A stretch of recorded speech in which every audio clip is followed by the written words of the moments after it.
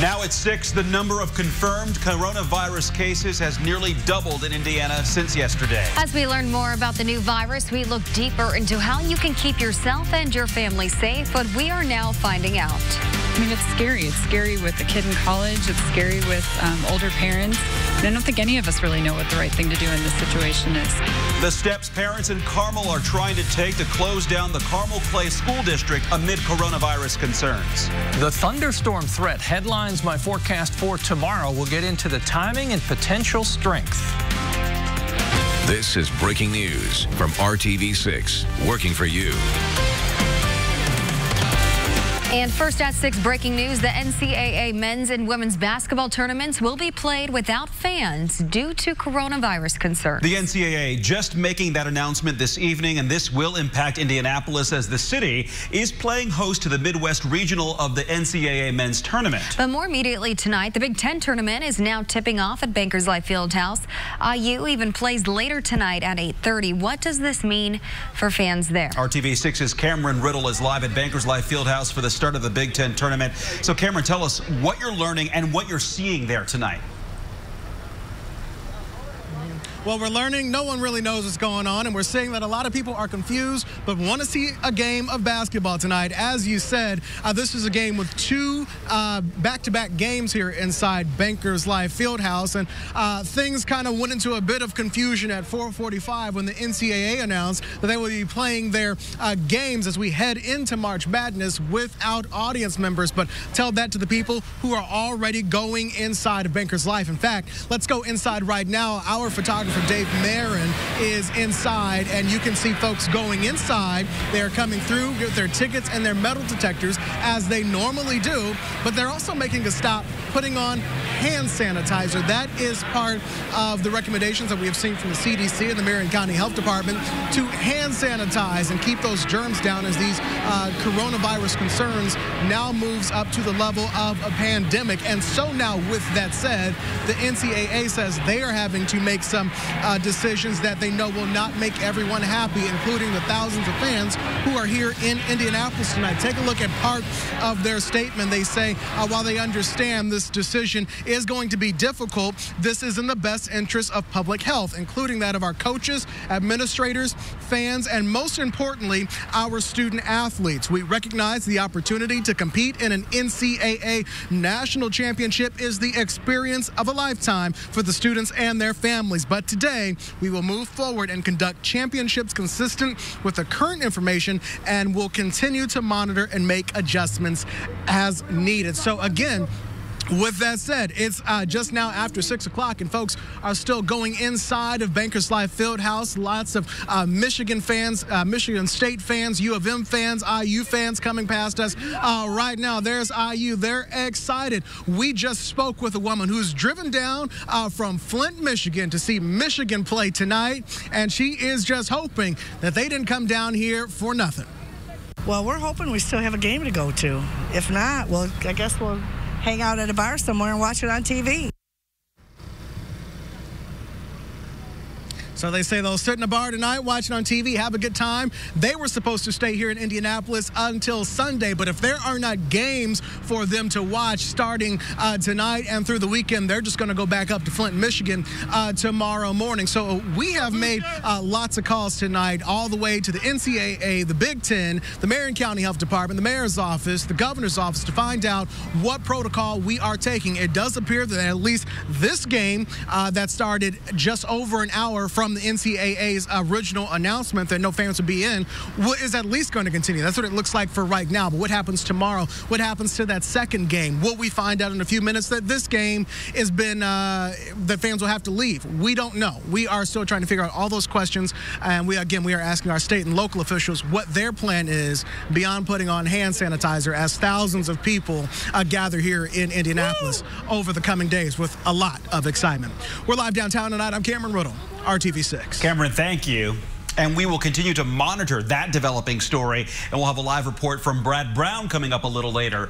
Tonight, a growing number of COVID-19 cases in Indiana. Coronavirus not only continues to spread throughout the state, but throughout the world. In fact, today, the World Health Organization declared the COVID-19 outbreak a pandemic.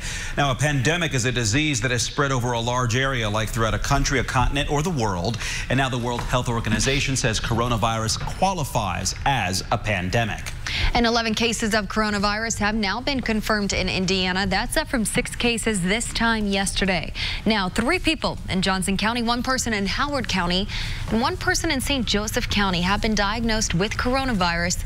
That is in addition to what we already knew. 1 case in Marion County, 2 in Hendricks County, 1 in Noble County, 1 in Boone County, and 1 in Adams County. We are working to keep you informed and make sure you have the most important and relevant information so you can protect yourself and your family.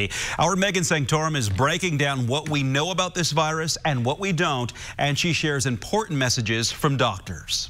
It's a question we continue to hear. Is it really as big as people think it is? Like, is this seriously something that we should be closing down universities and, stopping school for weeks for?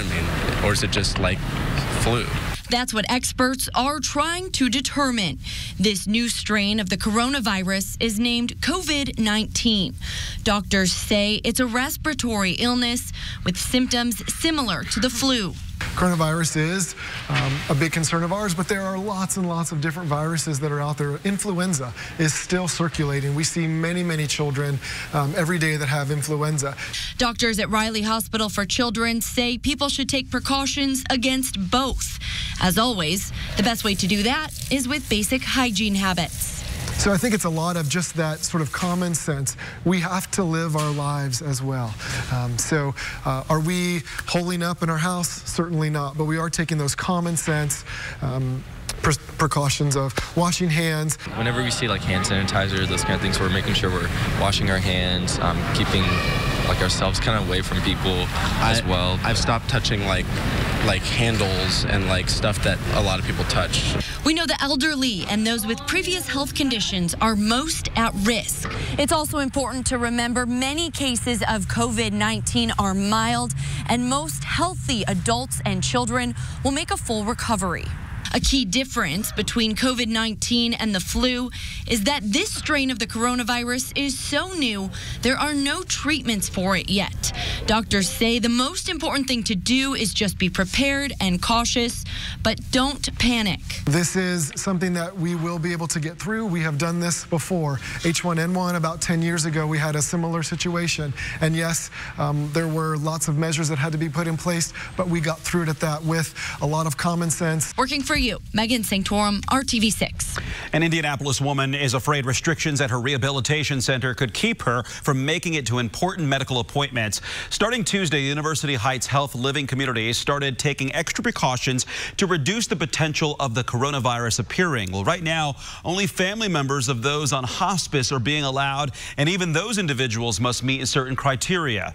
Residents like Jennifer Helms are being told they can only leave the facility to go to approved appointments. They said, nope, you're not going. And they scratched out all the appointments that I had written on the paper. They said I could go to see my surgeon and the infectious disease doctor. We are told calls went out alerting family members of residents about the change. Helms says her family did not receive a call.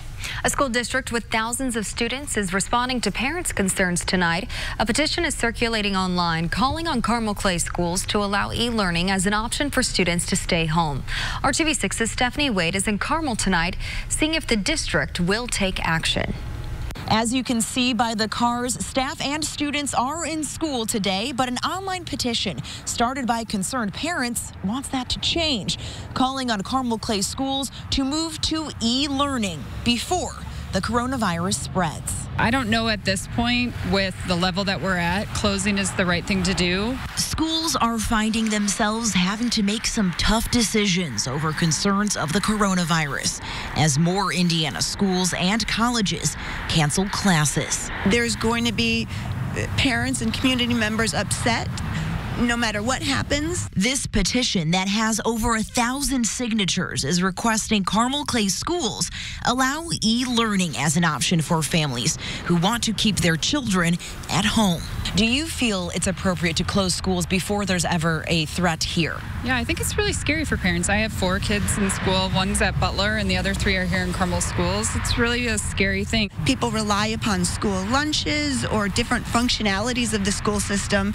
So if they close the schools, it almost puts a lot of our society on halt, because how do parents go to work? I hope that we have the availability to stay open as long as that we can do protective measures and common sense measures to protect our students. However, if we're getting information that this is more communicable than we're ready for, or we need to keep our kids home to prevent the spread of information to the vulnerable populations, and we need to think about everybody else, then I'm ready to do that as well. The district sent this email to parents Wednesday saying, quote, "If we are directed to close one or more of our schools, our staff is prepared to use Canvas and G Suite tools to deliver instruction and learning experiences for our students. If students don't have access to a device for virtual learning, you can fill out a form and they will provide one for you." How did reading that email make you feel? Confident. They seem to be on top of it. Working for you, Stephanie Wade, RTV6. And the district also created a new webpage to answer common questions such as spring break travel, attendance, and school events. You can find that on the school's website. The University of Notre Dame is the latest Indiana school to suspend in-person classes due to coronavirus concerns. Notre Dame says they will replace in-person classes with virtual instruction beginning Monday, March 23rd and lasting through at least April 13th. There are currently no reported cases of coronavirus on Notre Dame's campus in South Bend. IU and Purdue already both announced they will suspend in-person classes. Students on all IU campuses will be taught remotely for 2 weeks from March 23rd to April 5th. Purdue will also make it mandatory to stop in-person classes when students return from spring break on March 23rd. The University of Indianapolis is also taking steps to protect students from coronavirus. UIndy says spring break will be extended for students through Sunday, March 22nd. And then beginning Monday, March 23rd, all face-to-face coursework will move online or to an alternate delivery method. Park Tudor has announced they will close their campus starting tomorrow and will remain closed until after spring break. Park Tudor says the goal is to reopen by Monday, April 13th. The school will implement e-learning for students beginning Monday, March 16th. Park Tudor officials say they were notified that one member of their parent community has recently been in close proximity to someone who has tested positive for coronavirus, and 2 others associated with Park Tudor may have been in close contact with another person who has tested positive. Although no one with the district ties to Park Tudor has tested positive for coronavirus, the school says they want to close campus to protect the health of students and faculty. Tonight, the Marion County Public Health Department has new recommendations when it comes to large gatherings of people. They say if you are at a higher risk of contracting coronavirus, you should avoid crowds of people where the virus is more easily spread. COVID-19 has been shown to be more deadly in older people. So Dr. Virginia Kane says that seniors with a chronic medical illness such as heart disease, diabetes, and lung disease should reconsider attending large public gatherings. That includes festivals, sporting events, and other activities where large crowds gather. Also, Dr. Kane says anyone who has returned from visiting a country on the CDC's Level 2 or Level 3 travel health notice within the last 14 days should also avoid attending large gatherings. A reminder tonight, the CDC identifies the symptoms of coronavirus as fever, cough, and a shortness of breath. The agency says the symptoms may appear 2 to 14 days after exposure. Call your doctor if you develop symptoms and have been in close contact with a person known to have coronavirus, or if you recently have traveled from an area with widespread cases of coronavirus. And we can't reiterate this enough. There are ways you can protect yourself from coronavirus. The CDC says wash your hands with soap and water and scrub for at least 20 seconds or use an alcohol-based hand sanitizer. Avoid close contact with people who are sick. Don't touch your eyes, nose, and mouth. Stay home when you're sick. Clean and disinfect frequently touched objects and surfaces using a regular household cleaning spray or wipes. And working for you, we want to help you sort the facts from the myths when it comes to the coronavirus. Watch a special report from our Scripps national team, Coronavirus the Facts, at 7 o'clock Friday evening, only on RTV6.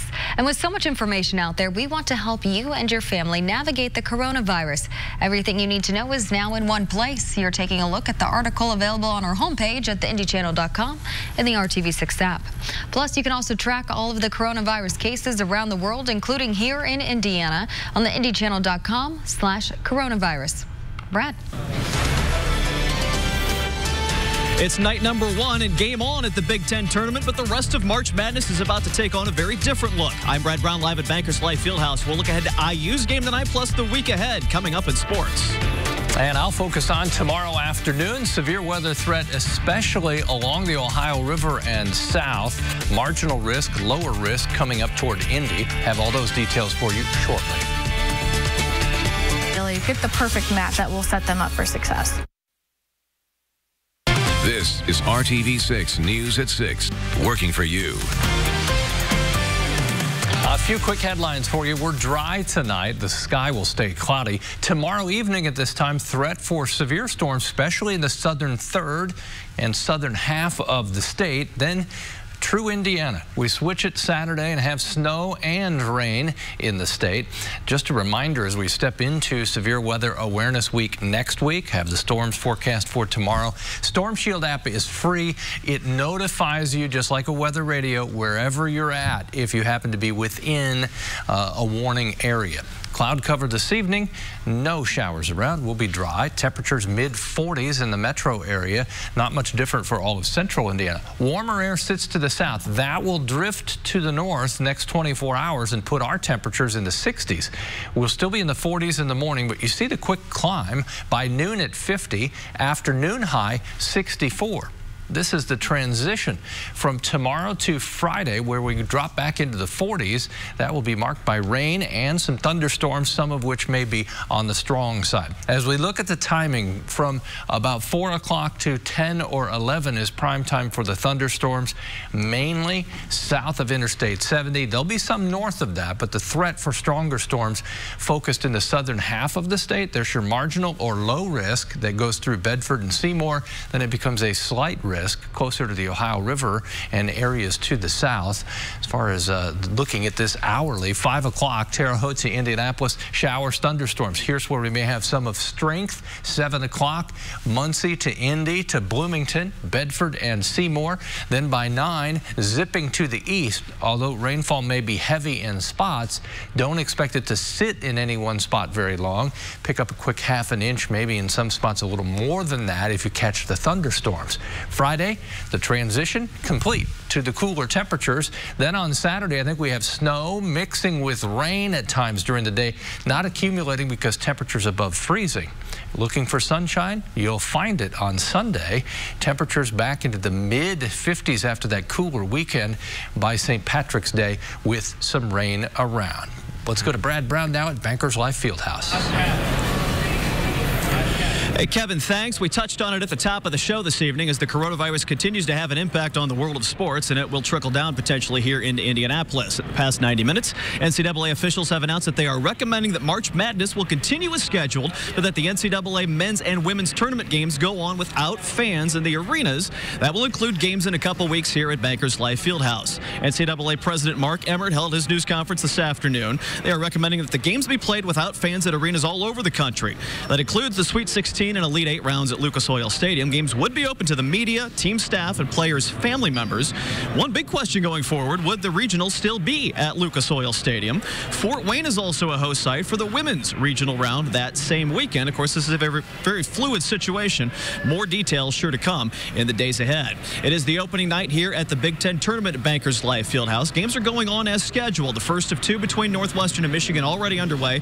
Indiana plays Nebraska coming up in the night's second game. Now, it's business business as usual here for now, but Big Ten officials say they continue to monitor the situation and will make decisions on kind of a day-to-day basis. Thursday and Friday, games are scheduled to start at noon. Over the course of these 5 days, they'll play 13 games here at Bankers Life Fieldhouse, potentially having upwards of 90,000 fans come through these turnstiles, but it remains to be seen whether anyone at all will be here by the time the championship is decided on Sunday. As for the bracket going into this one tonight, these two games this evening will feed into tomorrow night's action.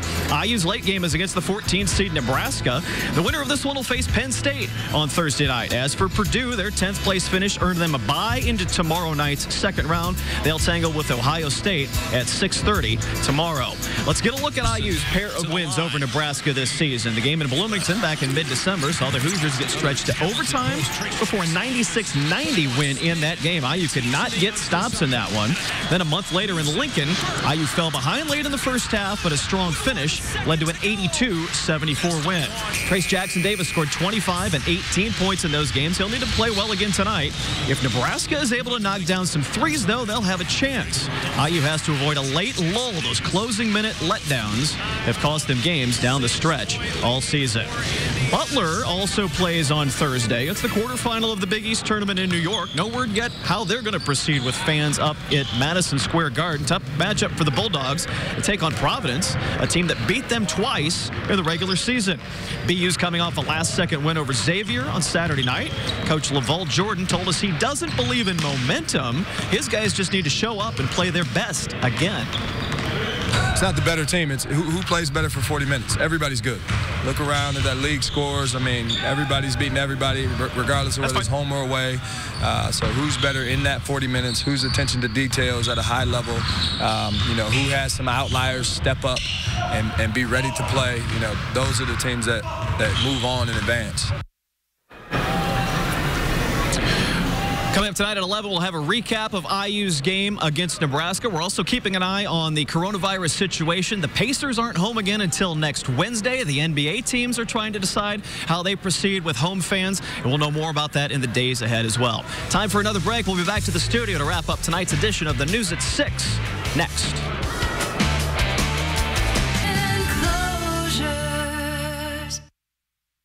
Tomorrow night at this time, we'll watch for strong to severe storms, especially in the southern half of the state, and then they move out by 11 o'clock. Say hello to Bishop. This is Mark's dog celebrating a birthday today. Yeah, my little man's 12. He's still spunky, too. Oh, he's so cute.